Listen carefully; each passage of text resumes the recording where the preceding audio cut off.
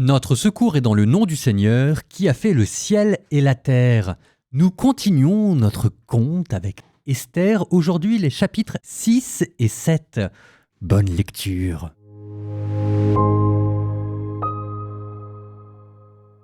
Au banquet de la reine Esther. Le deuxième jour, au cours du banquet, le roi dit encore à Esther : « Quelle est ta demande, ô reine Esther ? Cela te sera accordé. Quelle est ta requête ? Quand ce serait la moitié du royaume, ce sera réalisé. » La reine Esther répondit : « Si j'ai trouvé grâce à tes yeux, ô roi, et s'il plaît au roi, accorde-moi la vie. Voilà ma demande. Accorde la vie à mon peuple, voilà ma requête. Car nous avons été vendus, moi et mon peuple, pour être exterminés, tués, anéantis. Si nous avions été seulement vendus comme esclaves ou servantes, je me serais tue, car ce mauvais traitement n'aurait pas justifié que l'on dérange le roi. » Le roi Assuérus prit la parole et demanda à la reine Esther : « De qui s'agit-il ? Quel est l'homme qui a osé agir ainsi ?» Esther répondit : « L'adversaire, l'ennemi, c'est Aman, c'est ce misérable. » Devant le roi et la reine, Aman fut terrifié.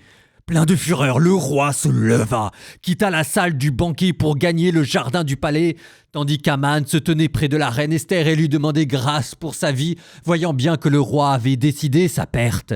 Quand le roi revint du jardin du palais dans la salle du banquet, Aman était effondré sur le divan où se trouvait Esther. « Quoi ? dit le roi. Va-t-il encore faire violence à la reine chez moi, dans ma maison ?» Le roi prononça un ordre, et on voila le visage d'Aman. Harbona, l'un des eunuques, dit devant le roi : « Il y a là justement dans la maison d'Aman une potence de 50 coudées qu'Aman avait fait dresser pour Mardochée, l'homme qui a parlé pour le bien du roi. » Le roi dit : « Qu'on l'y pende !» Et on pendit Aman à la potence qu'il avait fait préparer pour Mardochée, et la fureur du roi s'apaisa. Ce jour-là, le roi Assuérus donna à la reine Esther la maison d'Aman, l'adversaire des Juifs. Mardochée se présenta au roi à qui Esther avait révélé ce qu'il était pour elle. Le roi avait repris son anneau à Aman, il l'ôta de son doigt pour le donner à Mardochée. Esther confia la gestion de la maison d'Aman à Mardochée.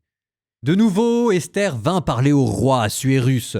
Elle tomba à ses pieds en pleurant. Elle le supplia d'écarter le malheur préparé par Aman et tous les affreux projets qu'il avait formés contre les Juifs. Selon la coutume, le roi tendit à Esther son sceptre d'or. Alors Esther se releva et se tint debout devant lui.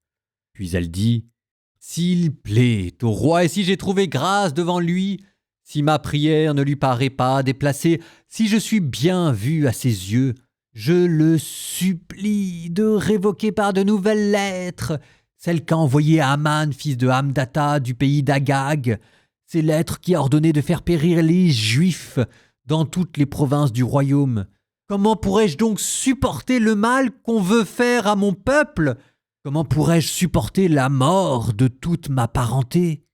Le roi Assuérus répondit à la reine Esther et au juif Mardochée : « J'ai fait cadeau à Esther de la maison d'Aman, et lui, on l'a pendu à la potence, parce qu'il avait voulu porter la main sur les Juifs. Écrivez donc aux Juifs ce que vous jugerez bon au nom du roi, en cachetant les lettres avec mon anneau. Car une lettre écrite au nom du roi et cachetée avec son anneau ne peut pas être révoquée. » Les scribes royaux furent aussitôt convoqués. C'était le 3e mois, le mois de Shivan, le 23e jour.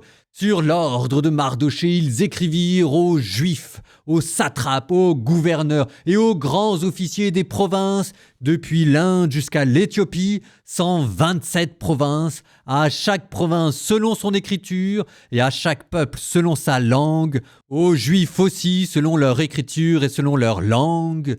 Ces lettres furent rédigées au nom du roi Assuérus et cachetées avec son anneau. Elles furent portées par des courriers montés sur des chevaux des écuries du roi. Par ces lettres, le roi accordait aux Juifs en chaque ville le droit de se rassembler, de mettre leur vie en sécurité et celui d'exterminer, de tuer, de faire périr tous les gens armés des peuples ou des provinces qui voudraient les attaquer, y compris les enfants et les femmes, et celui de piller leurs biens.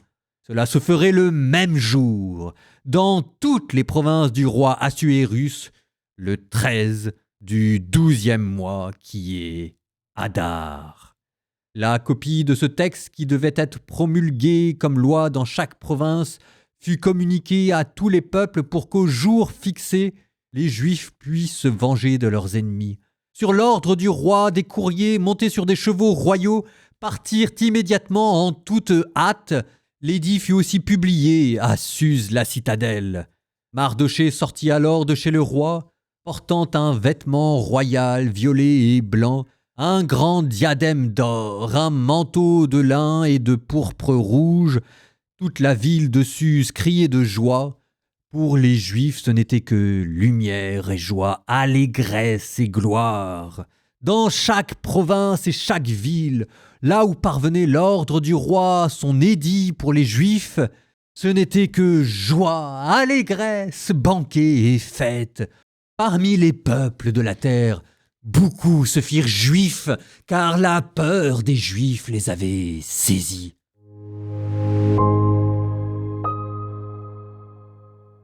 Ce récit, décidément, ne cesse de nous emmener de festin en festin. Il y en aura 10 au total. Et Esther, de festin en festin, a pris la pleine possession de son personnage. Parce que Assuérus, le bon roi Assuérus, qu'est-ce qu'il a dû se dire la première fois qu'il a vu la reine Esther? Il a dû se dire « ça fait longtemps que je ne suis pas allé voir la reine ». Il a dû penser que la reine se sentait délaissée et que c'était pour ça que, bravant les interdits, elle était venue le voir. Il a dû se dire, peut-être croit-elle que je l'ai répudiée en secret. Il a dû se dire, je vais passer un peu de temps avec ma femme, je vais la bichonner, je vais la rassurer et puis tout se passera bien. Et nous avons ce bon roi Assuérus qui s'est prêté au jeu. Et de festin en festin, le roi s'est laissé à nouveau charmer. C'était pour lui, et comme pour elle, une sorte de nouvelle lune de miel. D'ailleurs, on a vu comment Esther mettait les petits plats dans les grands. Parce que le meilleur moyen pour gagner le cœur d'un homme, ça reste encore le chemin du lit et le chemin de la table. Et manifestement, Esther sait y faire. Elle a dû contenter le roi, le faire boire dans ses banquets, parlant de tout et parlant de rien, lui rappelant les premiers jours, jusqu'à ce qu'il se retrouve dans la pénombre du lit conjugal. Et la demande d'Esther d'aller de banquet en banquet, c'était probablement pour prolonger la lune de miel. Ah, il était loin de se douter de ce qui allait venir, ce qui explique le choc quand, alors que le roi Assuérus pense avoir accompli son devoir royal et d'avoir rassuré sa femme, voilà que, quand son cœur s'est ouvert et que, probablement à nouveau, il éprouve des tendres sentiments pour sa femme, c'est à ce moment-là, précisément, qu'elle lui donne l'estocade finale. Sacrée Esther, qui s'avère être tout sauf une petite bégueule, une petite oie blanche qui s'est retrouvée comme par hasard dans un harem dont elle ignore tout. Oh non, elle est beaucoup plus fine que ça, Esther. Et c'est là où moi je songe à l'Apocalypse, à cette vision. Saint Jean dans l'Apocalypse qui décrit une femme dans le ciel enveloppée du soleil et écrasant aux pieds un serpent. Pour nous, c'est la Vierge Marie. Mais soyez-en assurés, dans l'ombre de Marie, il y a celle d'Esther. Et puis, pas seulement Esther ou la Vierge Marie, vous aurez Judith, et puis on a déjà entendu Déborah, on a déjà entendu Yaël, c'est toujours et partout la même histoire qui se répète de ces femmes qui écrasent le serpent sous leurs pieds en arrivant à se faufiler jusqu'au cœur du mal sans que personne s'en aperçoive. Les hommes, quand ils combattent le mal, c'est généralement à cheval, les armes à la main et à coups d'intrigues ou en tout cas de complots politiques ou d'institutions royales, enfin bref, des gros trucs. Les hommes, ils sont comme ça, ils ont besoin de se faire mousser. Les femmes, dans la Bible, elles, ont un autre pouvoir, un pouvoir bien à elles. Personne ne se méfie d'une femme. Un homme, quand il rencontre un autre homme, ne peut pas s'empêcher de voir dans l'autre homme un potentiel concurrent. Mais une femme, qui se méfie d'une femme? Est-ce que Haman, un seul instant, a imaginé ce qui était en jeu, et même le roi? Vous voyez, dans la Bible, les femmes ont le pouvoir de désarmer les hommes. comme personne ne se doute des femmes, à tort ou à raison encore une fois, les hommes se laissent approcher par les femmes. Ils leur donnent le pouvoir de rentrer dans l'intimité et c'est généralement là qu'elles en profitent pour donner l'estocade finale. Le cœur des hommes appartient aux femmes. Et en vous disant cela, je ne suis pas en train de vous parler de vie affective ou de romantisme. Ce pouvoir-là, vous dit le livre d'Esther, c'est un pouvoir royal. C'est un pouvoir qui a le droit de vie et de mort. C'est un pouvoir qui est capable de gouverner un empire. C'est un pouvoir qui est capable de pénétrer jusqu'au plus profond du mal. Je suis en train de vous parler de guerre. Je suis en train de vous parler de la lutte entre le bien et le mal. Je suis en train de vous parler de l'Apocalypse, de la Vierge qui écrase au talon le serpent. Voilà pour la dimension apocalyptique de ce conte. Revenons maintenant à un niveau un tout petit peu inférieur, mais à peine, au niveau politique. Quel était le motif d'accusation de Haman ? Le motif d'accusation de Haman, c'était que ce peuple juif, avec ses coutumes à eux, était en train de verser non pas dans le communautarisme, mais dans le séparatisme.